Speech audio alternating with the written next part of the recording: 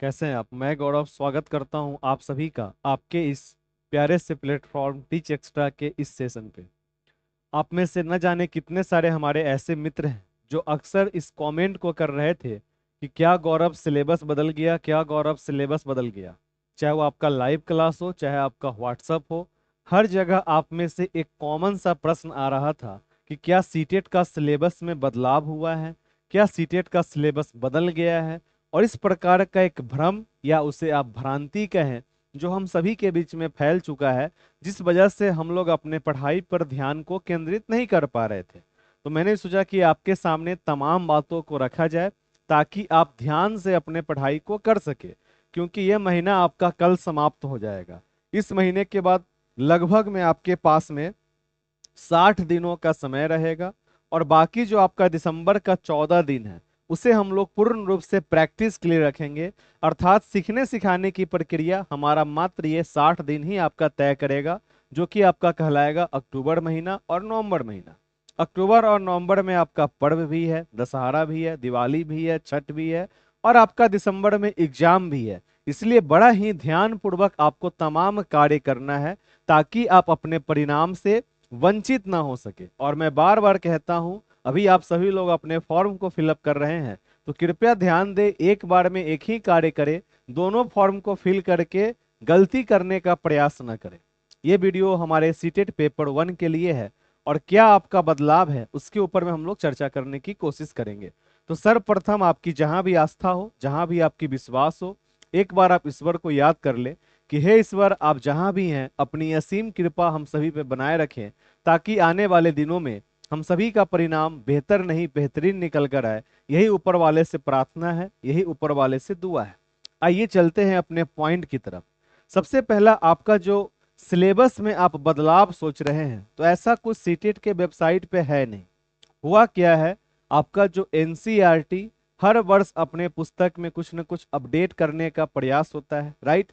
तो इस बार उन्होंने क्या किया है, अपने पुस्तक में प्राइमरी लेवल पे क्लास 3 का ईवीएस में बदलाव किया है, और क्लास 6 के पुस्तक में उन्होंने बदलाव करने का कार्य किया है।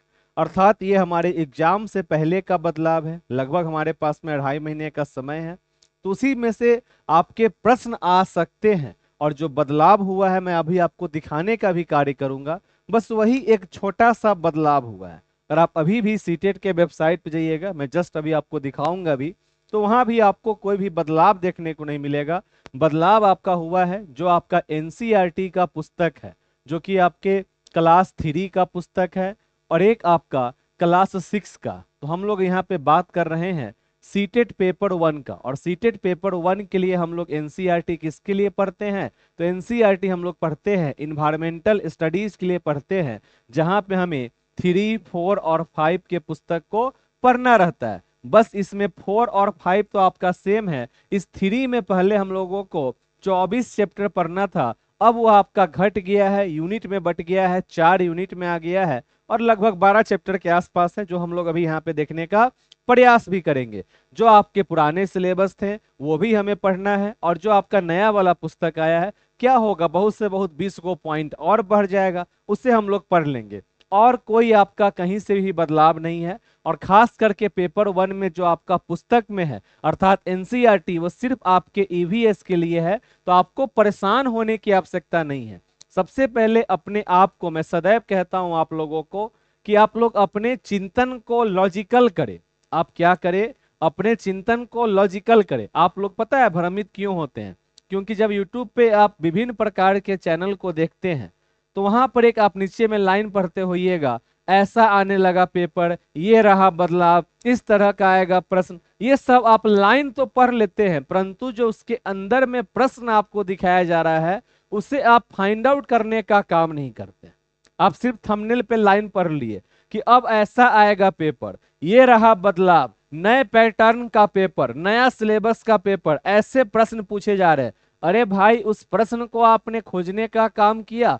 वो सभी प्रश्न आपके 2011 से लेके, और जो आपका जनवरी 2024 में एग्जाम हुआ है, सॉरी जुलाई 7 जुलाई को जो आपका एग्जाम हुआ है 2024 में, यहां तक का आपका क्या है, पेपर है। उसी में का आपका प्रश्न है, कोई भी आपका बदलाव नहीं है। तो सिर्फ वीडियो के थंबनेल को देखकर परेशान मत होइए।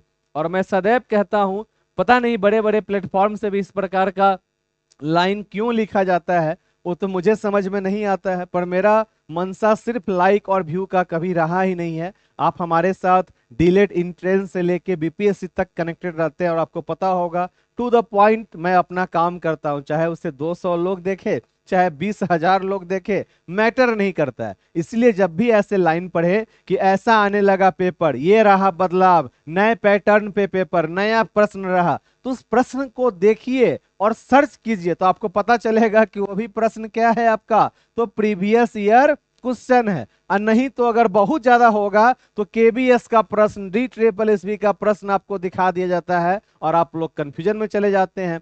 सदैव सीटेट में परिणाम के लिए शब्दों पे पकड़ बनाना क्या करना है, आपको शुरू कर देना है। तो आइए एक बार हम लोग अपने उस बदलाव को देखने का कार्य करते हैं, जो बदलाव अभी आपका हुआ है। तो अभी आपके स्क्रीन पे मैं आपको सीटेट के सिलेबस को दिखाने का कार्य करूंगा, जो कि आई होप आपको अब यहाँ पे क्लियर दिखने का कार्य हो रहा होगा। ये है आपका सीटेट दिसंबर 2024, उसी का मैंने खोल रखा है।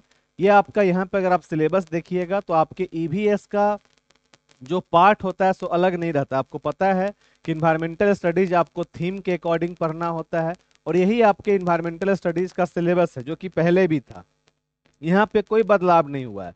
बदलाव कहाँ हुआ है, तो पहले हम लोग क्लास 3 में जो पढ़ते थे, जैसे कि उसका नाम क्या था, आस पास नाम था, और इस प्रकार से हम लोग वहां पे 24 चैप्टर पढ़ने का काम किए थे। जहां पे आपको याद होगा जिक्सा पहेली के बारे में हमने पढ़ा था, अभी जस्ट मैंने आपको पढ़ाया भी है। इसके अलावा हमारा जो व्यंजन था खाना का, कि अपना सांप का व्यंजन हो गया, या फिर इस तरह से हम लोगों ने लिंग हुंग फैन के बारे में पढ़ा होगा, कश्मीर के लोग के बारे में, केरल के बारे में, लुई ब्रेल, ये सब हम लोगों ने अपने क्लास 3 में पढ़ने का काम किया है, जो कि अभी हम लोग पढ़ भी चुके हैं। और घर का अलग अलग राज्य में घर का कैसा प्रकार होता है, ये सब हम लोग अपने पुराने सिलेबस में पढ़े थे। परंतु जो आपका नया अब क्लास 3 में बदलाव हुआ है, आपको चिंता नहीं करना है, मैं सारा काम मैं आपके साथ में करूंगा। आपको सारा कंटेंट, सारा टॉपिक मैं आपको बना के दूंगा, आपको थोड़ा भी भ्रमित नहीं होना है। ये है आपका नया पुस्तक जो भी आपको स्क्रीन पर दिख रहा होगा, और यहीं से हमें पॉइंट निकालना है। जैसे कि आपका इसमें थोड़ा सा नाम बदल गया, मेरे परिवार और मित्र। जो आपका नया आया है ना कि भाई हमारे स्कूल एजुकेशन में किस प्रकार से हम लोग एक्टिविटी करने का कार्य करेंगे, उस एक्टिविटी के संबंधित आपके ढेर सारे अब प्रश्न आने लगे। जैसे कि मैं आपको यहाँ पर एक पॉइंट दिखाने का कार्य करता हूँ, जो कि आपको लगेगा कि यस ये कुछ अपना अब क्या हो रहा है, नया हो रहा है, अलग हो रहा है। जैसे कि मान के चलिए, ये आपका मैं एक एक पॉइंट को आपके साथ में एक्सप्लेन भी करूंगा, उसके लिए आपको चिंता नहीं करना, और मार्केट से कहीं से कुछ भी आपको लेने की जरूरत नहीं है, समझे। देखते हैं हम लोग यहाँ पर, आपको एक मैं पॉइंट दिखा रहा हूँ। जैसे कि आपका सुडको हो गया, पहेलियां हो गई, इसी में मैंने एक जगह एक पॉइंट पढ़ा था जो आपका बड़े ही नए पॉइंट की तरह था, जो कि आपको जानकारी होना चाहिए, ठीक है। और इसमें जितने भी आपके पॉइंट है, उन तमाम पॉइंट को, जैसे कि ये देखिए क्या है आपका, क्या आप जानते हैं। अब यहाँ पे कुंभ मेला का सवाल है, जो कि हमारे लिए नया हुआ। कुंभ मेला विश्व का सबसे बड़ा पर्व है। गंगा, यमुना, गोदावरी और सिपरा नदियों के किनारे पर होने वाला यह मानव जाति का सबसे बड़ा समारोह है। यह मेला हरिद्वार, प्रयागराज, नासिक तथा उज्जैन में 12 वर्षों में एक बार लगता है। तो इस तरह से करके आपके ढेर सारे नवीन नवीन पॉइंट हैं, जो हम लोग अपने क्लास में पढ़ने का और समझने का कार्य करेंगे। बहुत प्रकार के आपके नए पॉइंट इसके अंदर में आपको देखने को मिलेगा, जो कि हम लोग एक एक करके क्या कर लेंगे, पढ़ लेंगे। यहाँ से हो सकता है आपके एग्जाम में सिंबल से आपका प्रश्न आ जाए, जिस प्रकार से आपने ट्रेन का पीएनआर वाला पढ़ा होगा वहां से ही प्रश्न आता है, तो शायद आपका सिंबल वाला प्रश्न आ जाए, इसे भी हम लोग देखने का काम करेंगे। जितने भी आपको कहीं से भी चिंता करने की जरूरत नहीं है, हम लोग इसको भी पढ़ लेंगे। क्या हो गया, क्लास 3 का एक बार पढ़ने में क्या दिक्कत है, आराम से हम लोग पढ़ लेंगे। तो आपको घबराना, देखिए आपका नया पॉइंट आ गया। विश्व की सबसे विशाल पर्वतमाला भारत के उत्तरी क्षेत्र में स्थित है, जिसे हिमालय, अर्थात आपसे पूछ सकता है कि बर्फ का घर किसे कहते हैं। तो बर्फ का घर हम लोग क्या पढ़े हुए हैं, इग्लू के बारे में पढ़े हुए हैं। परंतु देखिए यहाँ पे क्या लिख रहा है कि बर्फ का घर हमारा हिमालय, विश्व की सबसे ऊंची पर्वत चोटी माउंट एवरेस्ट हिमालय में स्थित है। यह हमारे पड़ोसी देश नेपाल में है, और यह चोटी इतना है जिसे हम लोग क्या कहते हैं, जल्दी से बताइए, और किस नाम से, आप लोग बाद में कमेंट सेक्शन में कमेंट कीजिएगा, राइट। तो ऐसे ऐसे बहुत सारे हमारे यहाँ पे पॉइंट निकल कर आएंगे और उन तमाम पॉइंटों को हम लोग देखने का कार्य करेंगे। पेड़ों में लकड़ी का एक बड़ा तना और उस पर फैली हुई कई शाखाएं होती हैं। इन शाखाओं पर पत्तियां होती हैं, इनके जड़ें धरती में बहुत गहराई तक जाती है। ठीक, अब इसके बारे में कुछ अपना क्या होगा, एक्टिविटीज होगा। झाड़ियां मध्यम आकार के वे पौधे हैं जिनमें कई तने होते हैं। इनकी शाखाएं धरती के पास ही फैली होती है। हो सकता है आपका कथन वाला प्रश्न यहाँ से बन जाए। तो इन तमाम चीजों को हम लोग देखेंगे, जड़ी बूटियों के बारे में है, तो आपको थोड़ा सा भी चिंता करने की आवश्यकता नहीं है। जितने भी आपके नवीन संप्रदाय हैं उन तमाम संप्रदायों को हम लोग देखने का काम करेंगे। बस आप परेशान नहीं रहिए, आराम से पढ़ाई करते रहिए, और जब भी इस प्रकार का आप लाइन पढ़ते हैं कि ऐसा हो गया वैसा हो गया, तो उसके अंदर के तथ्यों को, उसके अंदर के चीजों को अवश्य एक बार क्या करे, रिसर्च करने का काम करे। क्योंकि अभी के इस समकालीन परिवेश में आगे बढ़ने का इस प्रकार का होर लगा हुआ है कि उन्हें कोई परवाह नहीं पड़ता है कि आपके मन में किस प्रकार का विचार चल रहा है। आप लोग मेरे पास सदैव कॉल करते हैं और आप कहते भी हैं कि गौरव आप बहुत जल्दी गुस्सा होते हैं। क्यों? क्योंकि आपके मन का डाउट ही होता है फालतू वाला, कि ऐसा हो गया वैसा हो गया, फलना जगह देखे हैं, चिलना जगह देखे हैं। मैं मानता हूं कि मेरा कॉल एनी टाइम आप लोगों का लग जाता है। इसका अर्थ ये नहीं हुआ कि कहीं और का संदेह भी आप मुझसे ही पूछने का काम करेंगे। अगर बड़े प्लेटफॉर्म पे जुड़ के वहां के बातों को आप सुनने का काम करते हैं, तो आपकी समस्या भी हो तो वहीं पे कॉल करके पूछने का काम करें।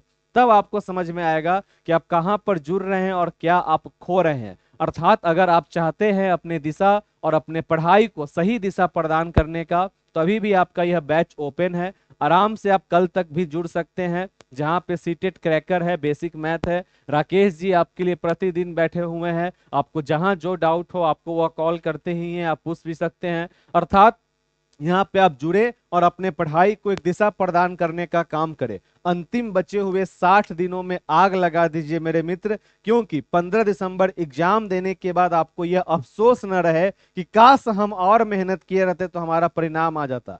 चलिए फिर मिलते हैं आज शाम 6:30 बजे अपने इन्वायरमेंटल स्टडीज के सॉल्यूशन में। और ये बनाना आपके लिए आवश्यक था ताकि आपके मन के भ्रांतियों को दूर किया सके।